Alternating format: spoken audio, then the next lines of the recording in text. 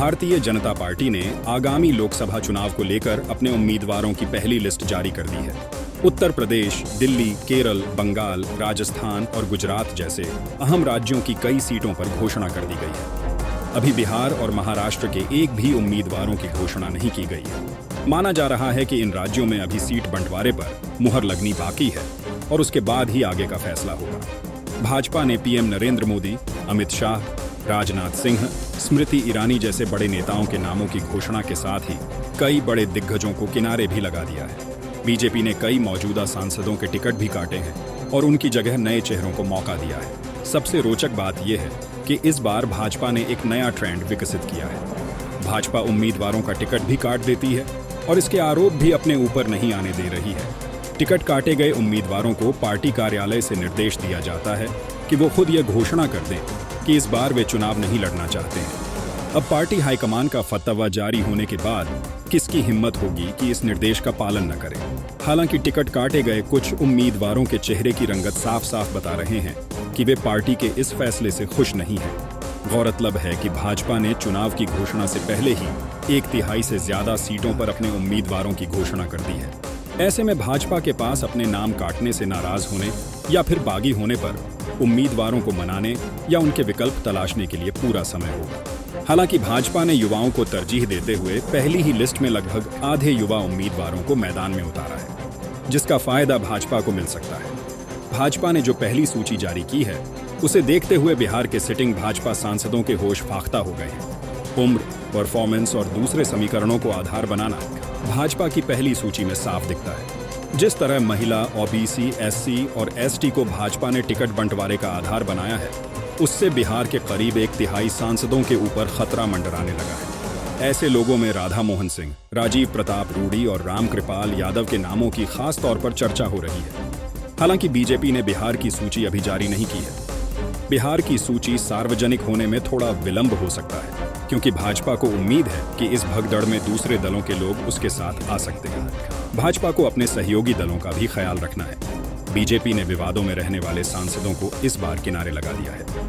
भाजपा अब ऐसे लोगों को टिकट नहीं देना चाहती है जो किसी समुदाय विशेष के खिलाफ तीखी टिप्पणी के लिए जाने जाते हैं। हालांकि कई ऐसे भी प्रत्याशी मैदान में हैं जिन्होंने कई गलत बातें कही हैं और उन्हें इस बार टिकट भी मिल गया है।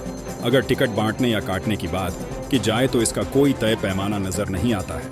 लिहाजा पार्टी ने टिकट बंटवारे से पहले इस बात का विशेष ध्यान रखा है कि इस बार जनाधार वाले नेताओं को मौका दिया जाए, नए चेहरे मैदान में उतारे जाएं। कई नाम ऐसे भी हैं जिनका टिकट कटना तय माना जा रहा था, लेकिन उनका टिकट नहीं कटा है, जैसे मथुरा से हेमा मालिनी। इस बार लोकसभा चुनाव में भाजपा नए चेहरों को पेश करना चाहती है। इसमें महिला उम्मीदवारों को भी शामिल किया गया है। बांसुरी स्वराज, जिन्हें हाई प्रोफाइल नई दिल्ली सीट से टिकट दिया गया है। बांसुरी दिल्ली की पूर्व सीएम और केंद्रीय मंत्री दिवंगत सुषमा स्वराज की बेटी है। उनके अलावा एक अन्य महिला उम्मीदवार कमलजीत सहरावत पर पार्टी ने भरोसा जताया। वह जाट होने के साथ ही साउथ एमसीडी की पूर्व मेयर है। उन्हें पार्टी ने पश्चिमी दिल्ली में चुनावी मैदान में उतारा है। भाजपा ने अपनी पहली सूची में कई मौजूदा सांसदों के टिकट काटे हैं, लेकिन सबसे चौंकाने वाले ये 4 सांसद हैं जो अपने कार्यकाल में काफी विवादित और अपनी हेड स्पीच में उलझते रहे हैं। भाजपा हाईकमान ने इन चारों को टिकट काट दिया। ये चारों सांसद हैं दिल्ली से रमेश बिधूड़ी, प्रवेश वर्मा, मध्य प्रदेश से साध्वी प्रज्ञा और हजारीबाग से जयंत सिंह। आइए बताते हैं कि क्या थे इनके विवाद और क्यों इनको टिकट काटे गए। मध्य प्रदेश की भोपाल सीट से पिछले चुनाव में 3 लाख से अधिक मतों से जीतकर कांग्रेस नेता दिग्विजय सिंह को हराने वाली साध्वी प्रज्ञा का टिकट इस बार कट गया है। उनकी जगह इस बार भाजपा ने आलोक शर्मा को टिकट दिया। प्रज्ञा अक्सर अपने बयानों से विवादों में रही है। पहले उन्होंने मुंबई हमलों में शहीद हुए पुलिस अफसर हेमंत करकरे पर विवादित बयान दिया और इसके बाद उन्होंने नाथूराम गोडसे को देशभक्त कहकर विवाद खड़ा कर दिया था। उनके बयानों पर पीएम नरेंद्र मोदी को भी टिप्पणी करनी पड़ी थी। साध्वी प्रज्ञा के विवाद उनके राजनीतिक करियर पर भारी पड़ गए। दूसरे विवादित सांसद हैं दक्षिणी दिल्ली से रमेश बिधूड़ी। उनका ताजा विवाद तो संसद सत्र के दौरान बसपा सांसद दानिश अली से जुड़ा है।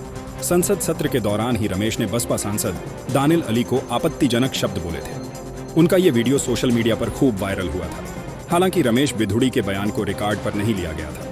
वहीं रक्षा मंत्री राजनाथ सिंह ने भी रमेश के कृत्य की निंदा की थी। अब रमेश बिधूड़ी को भी भाजपा ने अलविदा कह दिया है। उनकी जगह रामवीर सिंह बिधूड़ी को उम्मीदवार बनाया गया है। दिल्ली के पूर्व सीएम साहिब सिंह वर्मा के पुत्र प्रवेश वर्मा भी विवादों में रहने के चलते भाजपा की सूची में जगह नहीं बना पाए। प्रवेश वर्मा की जगह कमलजीत सहरावत को उम्मीदवार बनाया गया है। प्रवेश वर्मा ने एक सभा में आपत्तिजनक बयान दिया था। उन्होंने मुसलमानों का नाम ना लेते हुए उनका पूर्ण बहिष्कार करने का बयान दिया था, जो काफी विवादों में रहा। प्रवेश वर्मा को दिल्ली सीएम का फेस भी माना जाता रहा है, लेकिन अब उनका टिकट काट दिया गया है। पूर्व मंत्री यशवंत सिन्हा के पुत्र जयंत सिन्हा का हजारीबाग से टिकट काट दिया गया है। हालांकि उन्होंने खुद का टिकट काटे जाने के लिए राष्ट्रीय अध्यक्ष जेपी नड्डा से सिफारिश की थी, जिस तरह गौतम गंभीर ने की। लेकिन माना जाता है कि उनके उस बयान को लेकर टिकट काटा गया है, जिसमें उन्होंने मॉब लिंचिंग के आरोपियों को सहायता देने संबंधी बयान दिया था।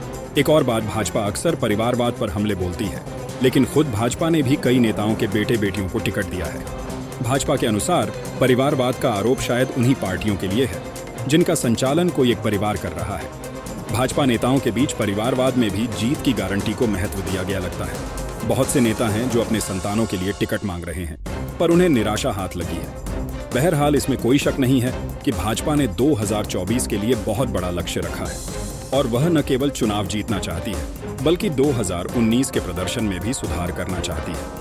पिछली बार भाजपा को 303 सीटें मिली थी, लेकिन इस बार उन्होंने 370 से ज्यादा सीटों पर जीत हासिल करने का लक्ष्य रखा है। ऐसे में जाहिर है भाजपा ऐसे नेताओं पर ही दांव लगाएगी जो जीतने में सक्षम होंगे। हालांकि भाजपा प्रधानमंत्री नरेंद्र मोदी के चेहरे को प्रमुखता से सामने रखकर चुनाव लड़ रही है, लेकिन वो यह भी जानते हैं कि प्रत्याशियों का भी अपना अलग महत्व होता है। भाजपा की इस पहली सूची ने सबकी नींद उड़ा दी है। सभी असमंजस में हैं कि अब किसका टिकट कटेगा और किसे मिलेगा।